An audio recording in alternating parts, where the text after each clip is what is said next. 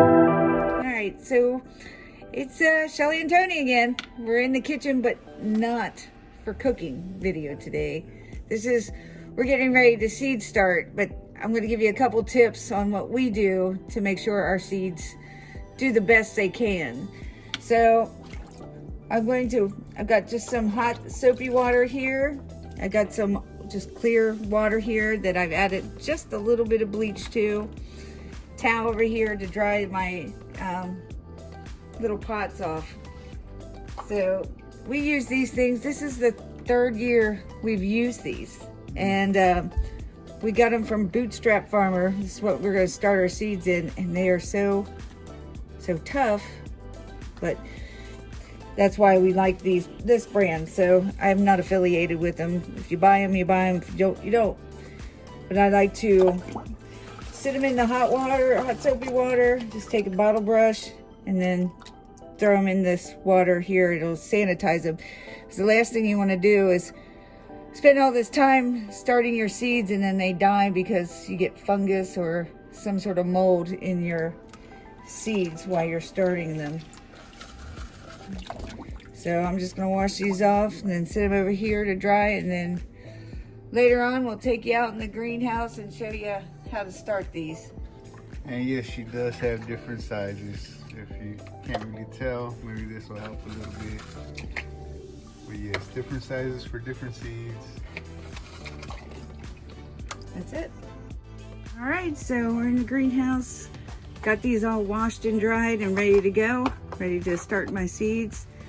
I've got I use potting mix. You can get seed starter and stuff like that. Everybody's got their own opinion, but I like this one particularly because I dumped this in here last night. If you look at it, there's not like tons and tons of bark and big compost basically in it. So I like this one. It does have the perlite in it, so that will help aerate around the roots to get them started.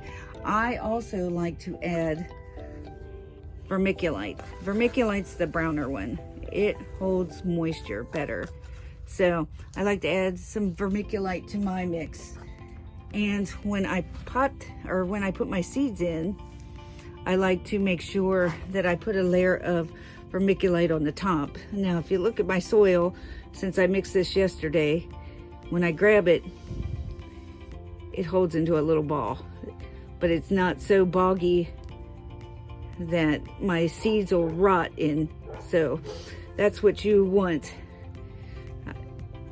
with your soil.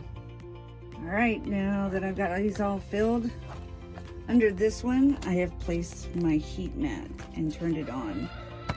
For this one, I'm going to put peppers and chilies and stuff in because these require warmer soil.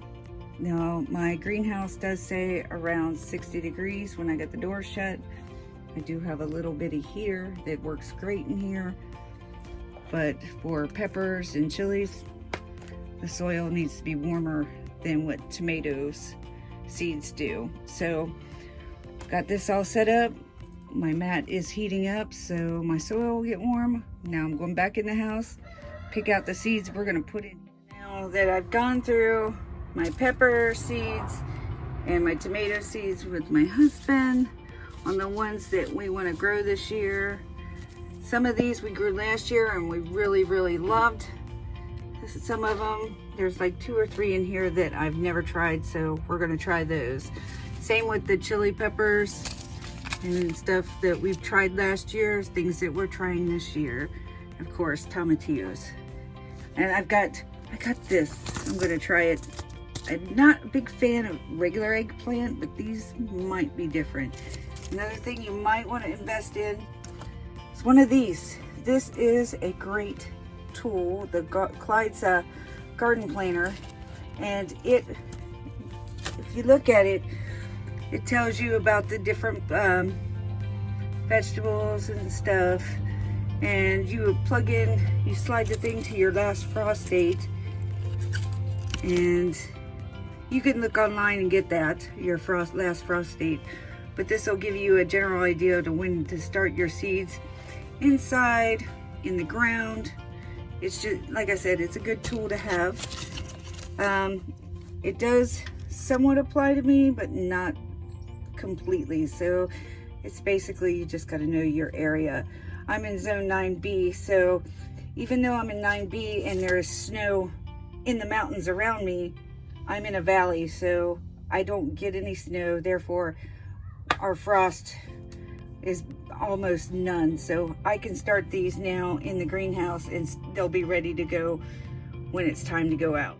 So another little thing you don't want to forget to do is, I've got some, these I just picked up at the craft store, some popsicle sticks, and just use a Sharpie and put the names of everything that you plant, because inevitably you will forget what you planted.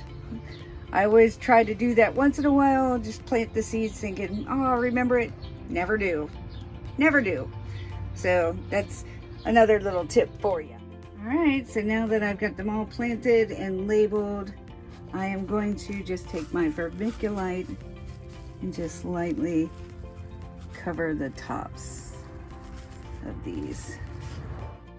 All I'm gonna do, add just a little bit of water. I don't want to drown everything. I'm just gonna wet it down a little bit.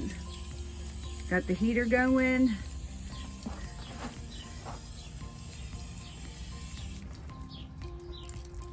And the heat mat's going.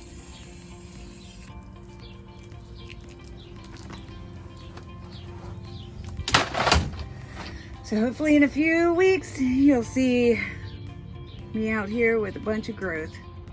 And that's my tips for starting your seeds. Like I said, I'm in 9B, so it may be too early for you to start yours, but these are always helpful tips for when you start anywhere. I almost forgot to mention, if you don't have a greenhouse like we do, and you're going to start these in the house, make sure you start them in a sunny room, or get yourself a grow light. We have a grow light out here, and it's a pretty good size one, but I think we got it on eBay. Tony got it on eBay for about 30 bucks. So it's another little tip. You can get yourself a grow light and they don't cost all that much.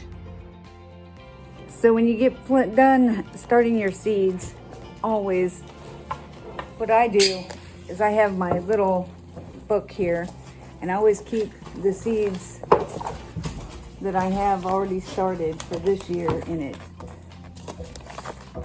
And I've got totes here with all my other seeds, but these aren't the ones I'm using this year. So in order to keep track of what I've already started this year, I have a separate book.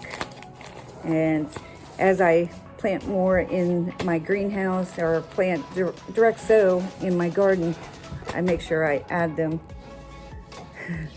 to my book so I can keep track of what's going on this year. So those are my tips. Hopefully they help you. Tell them thank you. Thank you for watching. Oh, good grief. All right, so the last tip I have for you is not to let the dogs in there. Oh my goodness. After you get done planting all your seeds, oh my goodness, stop.